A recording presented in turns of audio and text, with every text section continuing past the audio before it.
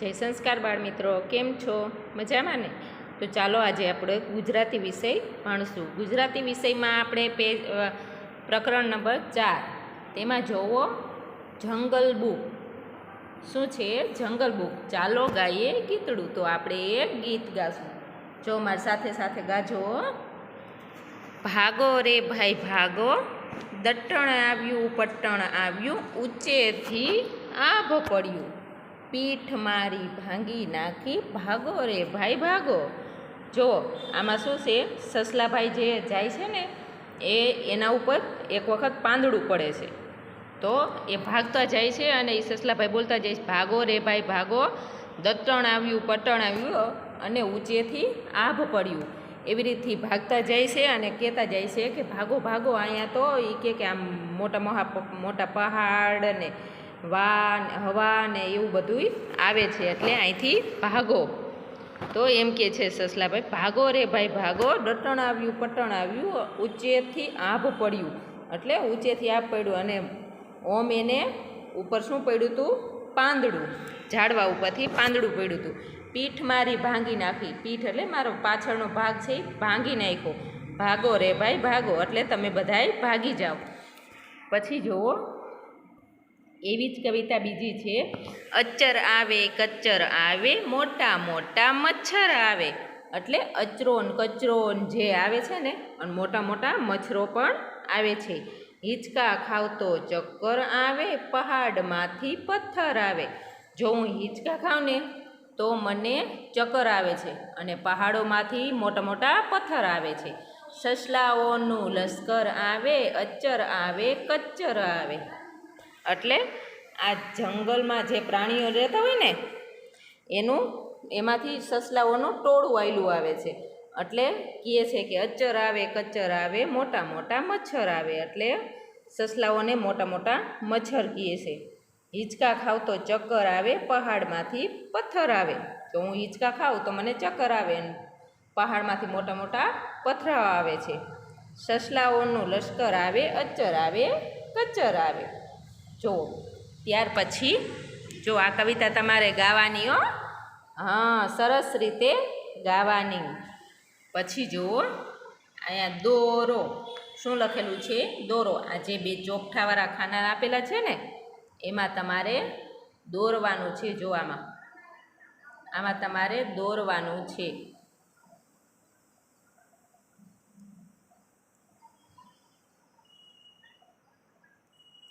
જો આમાં છે પેલા ખાનામાં શું છે?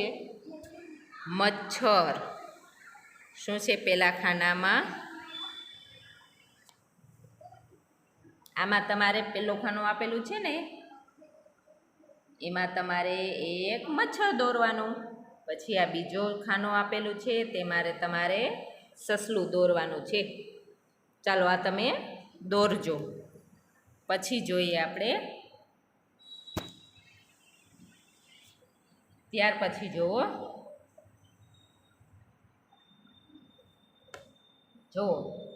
આ જુઓ પ્રાણીઓ છે ને બધાય, જોડો અને લખો. આ બધાય પ્રાણીઓ છે ને એની પૂંછડી આપેલી છે, તો એ પૂંછડી તે પ્રાણીની સાથે જોડવાની છે. કઈ પૂંછડી કોની છે ને એ તમારે જોડવાની છે. જો ગાય છે, બિલાડી છે, કૂતરાભાઈ છે, સિંહભાઈ છે, ઘોડા છે. એટલે એ તમારે એને જોઈન્ટ કરવાની છે.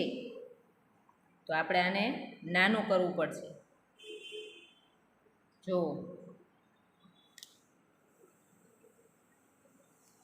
આમાં તમે વર્તી શકો કઈ પૂંછડી કોની છે. તો તેમાં જુઓ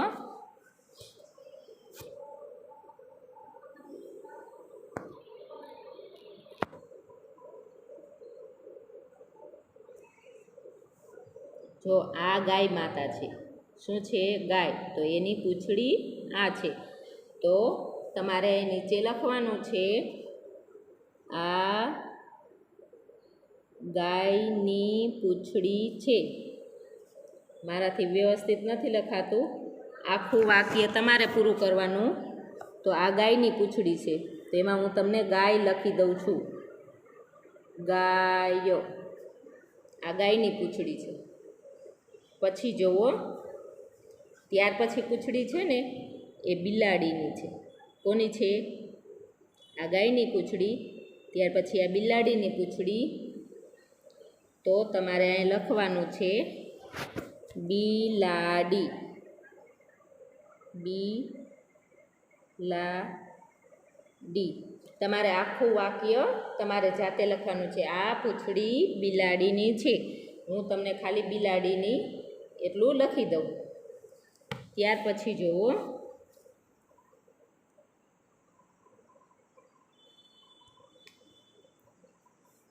જુઓ, આ પૂંછડી છે ને એ સિંહની છે. કોની છે? અને આ પૂંછડી છે ઘોડાની છે. તો અહીંયા તમારે લખવાનું છે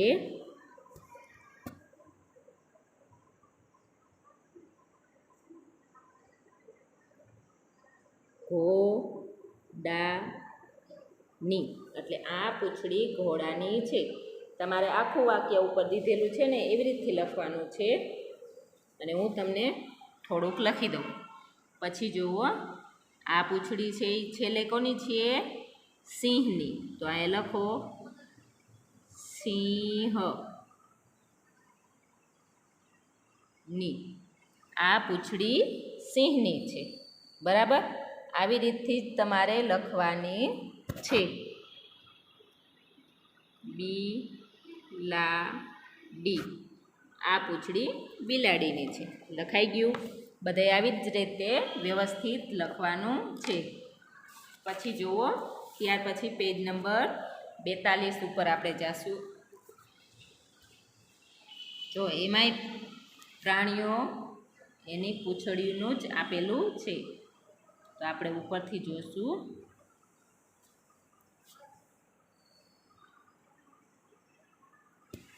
જો તો આ પહેલું છે. તો એ પહેલી પૂંછડી છે તો એ આ ગધેડાની છે. કોની છે? ત્યાર પછી બકરીબેનની પૂંછડી તો નીચે છે સાવ. પછી આ ઉપરની પૂંછડી છે એ ચિત્તાની છે. કોની છે? ચિત્તાની. તો આમાં તમારે લખવાનું છે ચિત્તાની. પછી લખો,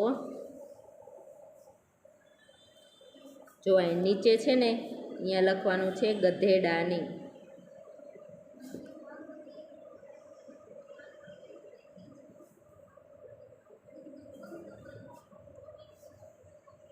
અહીંયા લખવાનું છે, જો આ ચિત્તાની પૂંછડી, પછી આ ગધેડાની પૂંછડી, અને ત્યાર પછી જુઓ આ મગરની પૂંછડી. કોની છે? મગરની. તો અહીં લખવાનું મગર. મગર. પછી અહીં લખવાનું ચિત્તાની.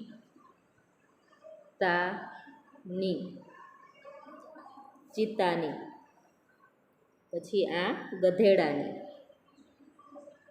ગધેડાની. આ પૂંછડી ગધેડાની છે. ત્યાર પછી ઉપર આપણે જોઈએ,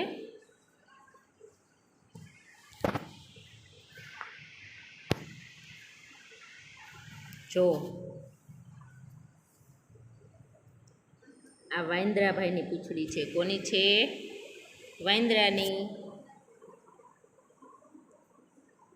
આ વાંદરાની પૂંછડી, મગરની પૂંછડી, પછી ચિત્તા ઉપર બકરી છે ને, તો આ બકરીબેનની પૂંછડી. તો આ એ લખવાનું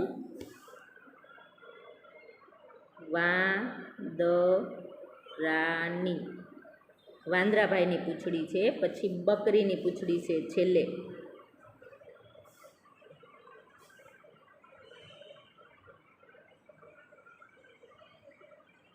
બકરી. પછી અહીંયા તો આપણે લખ્યું હતું જ ગધેડો.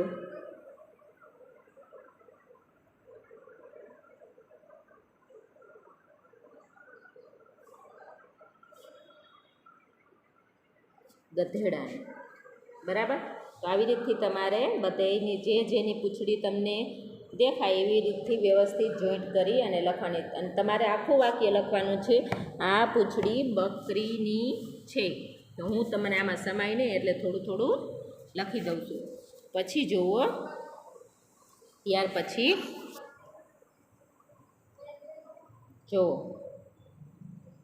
જુઓ અને જવાબ લખો.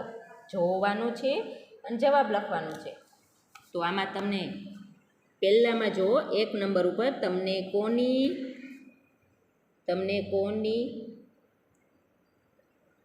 પૂંછડી ગમી? તો બોલો જોઈએ, તમને કોની પૂંછડી ગમી? વાંદરાભાઈની ગમી? વાકી એવી તો વાંદરાની. તો આપણે લખવાની વાંદરાની.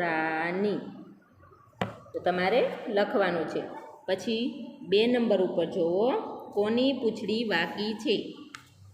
કોની પૂંછડી વાકી છે?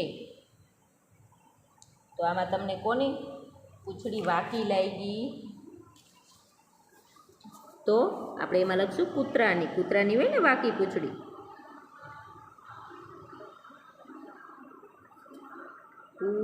કૂતરાની. કોની પૂંછડી વાકી લાગી? તો કૂતરાભાઈની તમને લાગી ને વાકી. અને તમને ગમે કોની પૂંછડી? વાંદરાભાઈની. પછી જુઓ, સૌથી લાંબી પૂંછડી કોની છે? કયો જોઈએ, સૌથી લાંબી પૂંછડી કોની હતી? ગાયની. ગાયની.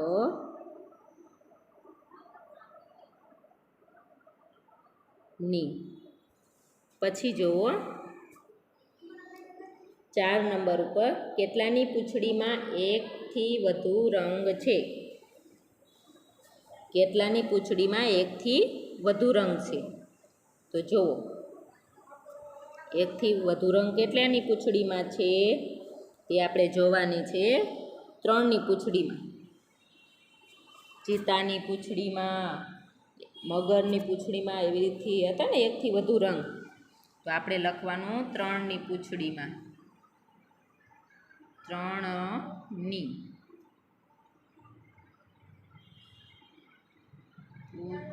પૂંછડીમાં તમારે આખું વાક્ય લખવાનું છે. પછી જુઓ, 5 નંબર ઉપર તમે કોની કોની પૂંછડીને અડ્યા છો? બોલો જોઈએ, તમે કોની કોની પૂંછડીને અડ્યા છો? તો એક તો આપણે ગાયની પૂંછડીને અડ્યા હોય ને, તો ગાય. અને પછી આવશે બકરી. બકરી. તમે ગાયની પૂંછડી અને બકરીની પૂંછડીને અડ્યા છો ને? તો આપણે લખવાનું ગાય અને બકરી. ત્યાર પછી જુઓ, નીચે તો કાંઈ નથી. ત્યાર પછી આપણે પાછળનું પેજ લેશું. વાહ, જુઓ કેવું સરસ મજાનું ચિત્ર આવ્યું. ઓળખો. તો જુઓ, તમને આ ઓળખાય છે? કોણ છે આ?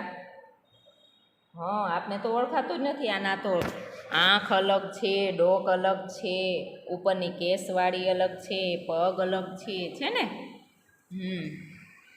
તો આ તો કોઈક અજુગતું જ પ્રાણી લાગે છે. તો આ તમારે ઓળખવાનું. જુઓ, આ કેસવાળી સિંહભાઈની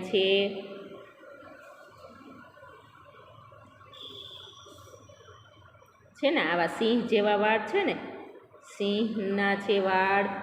પછી આ તો ચિત્તા જેવા દેખાય છે.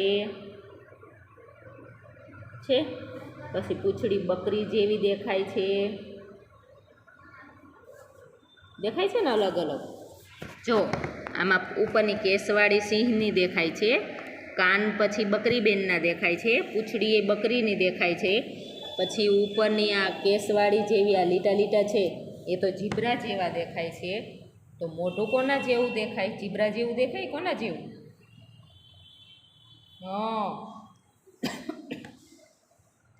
પછી નીચેના પગ છે, એ સિંહભાઈ જેવા દેખાય ને, આગળના સિંહ જેવા દેખાય છે, પાછળના ચિત્તા જેવા દેખાય છે. ને જીબ્રા જેવા દેખાય છે. તો આ એક બધેયનો અલગ અલગ વિભાગ પાડીને એક અલગ જ પ્રાણી થાય. તો આ એક અલગ પ્રાણી થશે. શું થશે? એક અલગ પ્રાણી. પછી જુઓ, ત્યાર પછી જો આમાં જો ચિત્ર જોઈને લખો. તમારે ચિત્ર જોવાનું છે અને જોઈ અને લખવાનું છે. આપણે પહેલાં ચિત્ર જોયું ને, તો મોઢું કોના જેવું દેખાય છે? તો આપણે એમાં લખશું પહેલાં સિંહનું દેખાય છે. દેખાય છે ને, કેસવાળી સિંહની હતી ને, એટલે સિંહ જેવું. કેના જેવું? તો આપણે એમાં લખી સિંહ નું આપેલું જ છે. મોઢું સિંહનું છે. પછી જો કાન બિલાડીના છે. કોના હતા? કાન બિલાડીના આવા હોય ને, તો આપણે એમાં લખશું બિલાડી. પછી જુઓ, પૂંછડી કોના જેવી હતી? 3 નંબરમાં પૂંછડી તો બકરી બેન જેવી. તો આપણે એમાં લખશું બકરી. બરાબર. પછી 4 નંબરમાં જુઓ, એમાં ખાલી છે. તો આપણે આખું વાક્ય લખશું, આ પ્રાણીના આગળના પગ વાઘના છે. શું લખશું? આ પ્રાણીના આગળના પગ વાઘ જેવા દેખાય છે ને, વાઘને હોય એવા. તો લખો વાઘના છે. આગળના પગ વાઘ જેવા દેખાય છે ને, વાઘના પગ હોય એવા. પછી 5 નંબરમાં લખો, આ પ્રાણીમાં અલગ અલગ પ્રાણીના અંગો દેખાય છે. તો જો આપણે આગળ જોઈએ.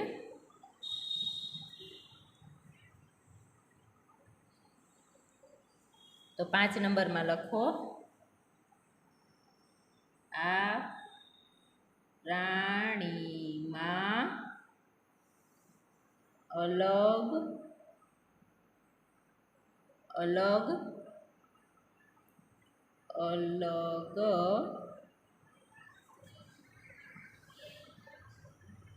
પ્રાણીના અંગો